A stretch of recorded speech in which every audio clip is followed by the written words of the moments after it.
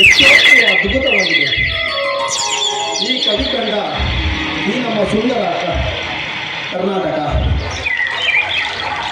ಆ ಕೋಗಿಲೆಗಳ ಕುದುಕೆ ಎನ್ನುವ ರಾಗ, ಆ ಹಕ್ಕಿಗಳ ಚಿಲಿಪಿಲಿ ಎನ್ನುವ ನಾದ, ಈ ಹಳ್ಳ ಕೊಳ್ಳಗಳು ತುಂಬಿ ಜುಳು ಜುಳು ಎನ್ನುವ ನಾದ, ಈ ಗಿಡ ಮರಗಳ ರೆಂಬೆ ಕೊಂಬೆಗಳು ಹಚ್ಚ ಹಸಿರಿನಿಂದ ತುಂಬಿರುವುದನ್ನು ಕಂಡರೆ ನನ್ನ ಮನಸ್ಸು ಆನಂದದಿಂದ ತೇಲಾಡುತ್ತಿದೆಯಲ್ಲ.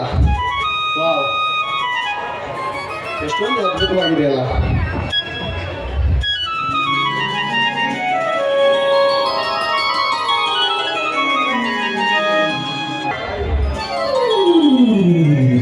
ಏನಿದು, ಈಗಲೇ ನನ್ನ ಮನಸ್ಸು ಆನಂದದಿಂದ ತೇಲಾಡುತ್ತಿದೆ. ಅಷ್ಟರಲ್ಲಿ ಈ ನನ್ನ ನಯನಗಳಿಗೆ ಸ್ಪರ್ಶ ಸುಖ ಕೊಡುತ್ತಿರುವುದು ಯಾರಿದು? ಓ ರಾಧಾ, ನೀನಾ? ನನಗೆ ಗೊತ್ತಿತ್ತು ರಾಧಾ, ಈ ನಮ್ಮ ಕಾಲೇಜಿನಲ್ಲಿ ಈ ಥರ ಚೇಷ್ಟೆ ಮಾಡೋದು ನೀನೊಬ್ಬಳೇ ಅಂತ. ಅದಿರಲಿ ರಾಧಾ, ನೀನು ಕೂಡ ಒಬ್ಬಳೇ ಬಂದ್ಯಾ? ಪ್ರೀತಮ್, ಇದೇನಿದು ಇಂಥ surprise? I can't believe this sir. ಹಾಗಾಗಿ ತಾವು ಒಬ್ಬರೇ ಬಂದಿದ್ದೀರಾ ಅಥವಾ ನಿಮ್ಮ ಫ್ರೆಂಡ್ಸ್ ಯಾರಾದರೂ ಬಂದಿದ್ದಾರಾ? ಇಲ್ಲ ರಾಧಾ, ನಾನು ಒಬ್ಬರೇ ಬಂದಿದ್ದೀನಿ. ಮತ್ತೆ ಇನ್ನೊಂದ್ಸಲ ಯಾವಾಗಲಾದರೂ ನಾವೆಲ್ಲ ಒಟ್ಟಿಗೆ ಸೇರಿದ್ರಾಗತ್ತೆ. ನಿನ್ನ ಮುಂದಿನ ಫ್ಯೂಚರ್ ಏನಂತ ತಿಳ್ಕೊಂಡಿದ್ಯಾ? ನೋಡಿ ಪ್ರೀತಮ್, ನಾನು ಕೂಡ ಅದರ ಬಗ್ಗೆನೇ ಆಲೋಚನೆ ಮಾಡ್ತಾ ಇದ್ದೀನಿ. ನಾವು ಅಂದುಕೊಂಡಿದ್ದೆಲ್ಲ ಆಗಬೇಕಲ್ಲ ಪ್ರೀತಮ್. ಇಂದಿನದು ಇಂದಿನಿಗೆ, ನಾಳೆದು ನಾಳೆಗೆ. ನಾನು ಇವತ್ತಿನಿಂದ ಮಾತ್ರ ಚಿಂತೆ ಮಾಡ್ತೀನಿ. ನಾನು ಒಳ್ಳೆಯ ಸಿಂಗರ್ ಕಮ್ ಡ್ಯಾನ್ಸರ್ ಆಗಬೇಕು ಅಂತ ಆಲೋಚನೆ ಮಾಡಿದ್ದೀನಿ.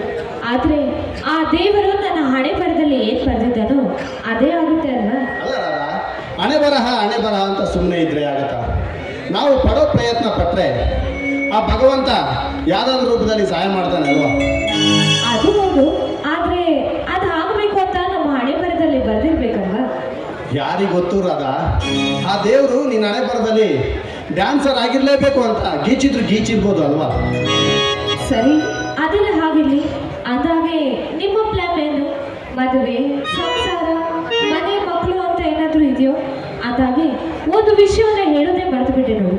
ಆ ಕಾಳಿಂಗ ಮತ್ತೆ ಗರುಡ ನನ್ನ ಹಿಂದೆ ಲವ್ ಮಾಡು ಅಂತ ಬಿದ್ದಿದ್ದಾರೆ. ಅದೇನು ಮಾಡೋದು ಅನ್ನೋದೇ ನನಗೆ ಅರ್ಥವಾಗ್ತಿಲ್ಲ ಪ್ರೀತಿ. ನೋಡು ರಾಧಾ, ನಿನ್ನ ಆತ್ಮೀಯ ಗೆಳೆಯನಾಗಿ ನಿನಗೊಂದು ಸಲಹೆ ಕೊಡ್ತಾ ಇದ್ದೀನಿ ರಾಧಾ. ಅವ್ರನ್ನ ಯಾವತ್ತಿದ್ರು ನೀನು ನಂಬಕ್ಕೆ ಹೋಗಬೇಡ. ಅವರು ಬೀದಿಯಲ್ಲಿ ತಿರುಗೋ ಪುಡಿ ರೌಡಿಗಳು, ಕಳ್ಳ ಕಾಕೋರು ಅವರು. ಅವ್ರ ಹತ್ರ ನೀನು ಯಾವಾಗಿದ್ರು ಆಯ್ ಬಾಯ್ ಅಂತ ಇರಬೇಕೆ ಹೊರತು ಅವ್ರ ಹಿಂದೆ ಹೋಗ್ಬೇಡ. ಯಾಕೆ ಅಂದರೆ ನನ್ನ ಮನಸ್ಸಿಗೆ ಅಂದಿದ್ದು ನಾನು ಹೇಳಿದೆ. ನಿನ್ನ ಮನಸ್ಸಲ್ಲಿ ಏನಿದೆ ಯಾರಿಗೆ ಗೊತ್ತು ಹೇಳು? ಚೆ ಪ್ರೀತಮ್, ಅವರಿಬ್ಬರ ಮೇಲೆ ನನಗೆ ಯಾವುದೇ ರೀತಿ ಫೀಲಿಂಗ್ಸ್ ಇಲ್ಲ. ಹಾಗಾಗಿ ನೀವೇ ಹೇಳೋದು ಸರಿಯಾಗಿ ಇದೆ. ಅವರೊಂದಿಗೆ ಕೇವಲ ಹಾಯ್ ಬಾಯಲ್ಲೇ ನಾನು ಇರಬೇಕು. ಊರದ ಅಷ್ಟಿಲ್ದೆಲ್ಲ ಹೇಳಿದಾರ ನಮ್ಮ ಹಿರಿಕರೆಲ್ಲ, ದುಷ್ಟರು ಕಂಡ್ರೆ ದೂರ ಇರಬೇಕು ಅಂತ. ಅದನ್ನ ಪಾಲಿಸಿದ್ರೆ ಆಗುತ್ತೆ ಅಲ್ವಾ? ಸರಿ ಪ್ರೀತಮ್, ಬನ್ನಿ ಅಲ್ಲಿವರೆಗೂ ಹೋಗಿ ಈ ನಮ್ಮ ಸುಂದರ ಸೌಂದರ್ಯವನ್ನು ಸವಿಯೋಣ. ಎಷ್ಟೊಂದು ಸುಂದರವಾಗಿದೆಯಲ್ಲ ಈ ನಮ್ಮ ಪರಿಸರ. ನೋಡು, ತಂಪಾದ ಗಾಳಿಯನ್ನು ಬೀಸುತ್ತೆ, ನಮ್ಮನ್ನ ಮಕ್ಕಳು ಥರ ನೋಡ್ಕೊಳ್ಳುತ್ತೆ. ಆದರೆ ನಾವೇನು ಮಾಡ್ಬಿಡ್ತೀವಿ ರಾಧಾ? ಎಮ್ಮರವಾಗಿ ಬೆಳೆದ ಮರನ ಕಡೆದು ಬೇರು ಸಮೇತ ನೆಲಕ್ಕೆ ಉಳಿಸ್ಬಿಡ್ತೀವಿ. ಅದು ಕೂಡ ಒಂದು ಗೇಣು ಹೊಟ್ಟೆಗಾಗಿ ಬಟ್ಟೆಗಾಗಿ. ಎಂಥ ವಿಪರ್ಯಾಸ ಅಲ್ವಾ? ಹೌದು ಪ್ರೀತಮ್, ಆದರೆ ಜೀವನ ನಡಿಬೇಕಲ್ವಾ ಹೇಳಿ? ಈ ಹಳ್ಳಿಯಲ್ಲಿ ಗ್ಯಾಸ್ ಸಿಗದೆ ಹೋದರೆ ಅಡುಗೆ ಮಾಡಲು ಓಲೆಗೆ ಕಟ್ಟಿಗೆ ಬೇಕಲ್ವಾ? ನಿಜ ರಾಧಾ, ನಿಜ.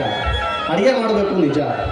ಅಲ್ಲ, ಒಂದೊತ್ತಿನ ಅಡುಗೆ ಮಾಡೋಕ್ಕೆ ಎಮ್ಮರವಾಗಿ ಬೆಳೆದ ಮರದ ಒಂದು ಕೊಂಬೆ ಸಾಕಲ್ವಾ? ಅವತ್ತಿನ ಒಂದು ಹೊತ್ತಿನ ಅಡುಗೆ ಆಗೋಗ್ಬಿಡುತ್ತೆ. ಆದರೆ ನಾವೇನು ಮಾಡ್ತೀವಿ ಹೇಳು?